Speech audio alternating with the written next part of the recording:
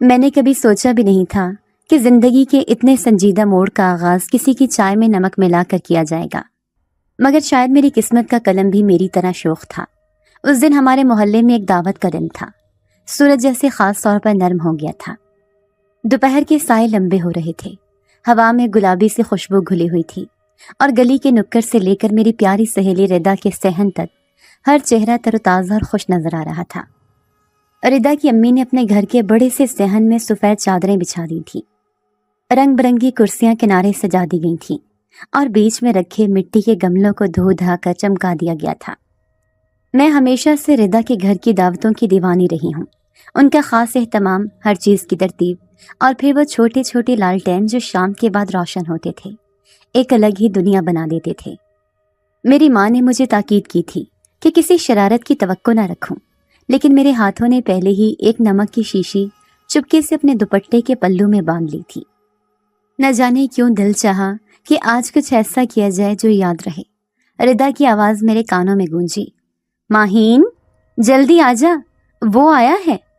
کون آیا ہے؟ میں نے جلدی سے اپنے دوپٹے کو درست کرتے ہوئے پوچھا۔ ارے وہ محلے میں نیا کرایہ دار جعفر، بابا نے دعوت پر بلایا ہے، بڑا خاموش ہے، تھوڑا سا عجیب بھی لگتا ہے، دے خود۔ بس یہی سننا تھا اور میرے اندر کی شرارتی لڑکی نے کہکا مارا، خاموش؟ تب تو زیادہ مزہ آئے گا، دل ہی دل میں سوچا۔ میں صحن میں آئی تو میری نظر پہلی بار جعفر پر پڑی۔ وہ ایک درمیانے قد کا سانولی رنگت والا نوجوان تھا، جس کے چہرے پر عجیب سی کشش تھی۔ نہ وہ بہت خوش شکل تھا، نہ بہت بدصورت، لیکن اس کی آنکھوں میں کچھ تھا، جیسے صحرا کے بعد آنے والی شام جو خاموش ہوتی ہے مگر اندر بہت کچھ کہہ رہی ہوتی ہے۔ وہ سفید قمیض اور ہلکی نیلی شلوار میں بیٹھا ہوا تھا، اور باقی سب کی باتوں میں صرف سننے والا لگ رہا تھا۔ میرے ابو کے ساتھ بیٹھ کر سر ہلا رہا تھا، ردا کے والد کے ساتھ نظریں جھکائے ہوئے احترام سے جواب دے رہا تھا، اور محلے کی آنٹیوں کی گھورتی نظروں سے بچنے کے لیے نظریں نیچی رکھے ہوئے تھا۔ تو یہ ہے وہ نیا کرایہ دار، میں نے دل میں کہا۔ چائے کا وقت آیا اور میں نے موقع کا فائدہ اٹھایا۔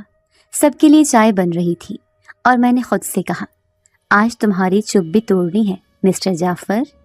میں کچن میں گئی، سب کے کپ بنائے اور جعفر کے کپ میں ایک چٹکی نمک شامل کر دیا، بڑی محبت سے، جیسے نمکین عشق کا پہلا ذائقہ ہو۔ پھر خود ہی وہ چائے لے کر صحن میں پہنچی۔ یہ لیجئے، خاص چائے، مہمان خصوصی کے لیے، میں نے شرارت سے کہا۔ جعفر نے سر اٹھا کر مجھے دیکھا، بس ایک لمحے کو۔ اس کی آنکھیں براہ راست میری آنکھوں سے ٹکرائیں، جیسے وقت تھم گیا ہو۔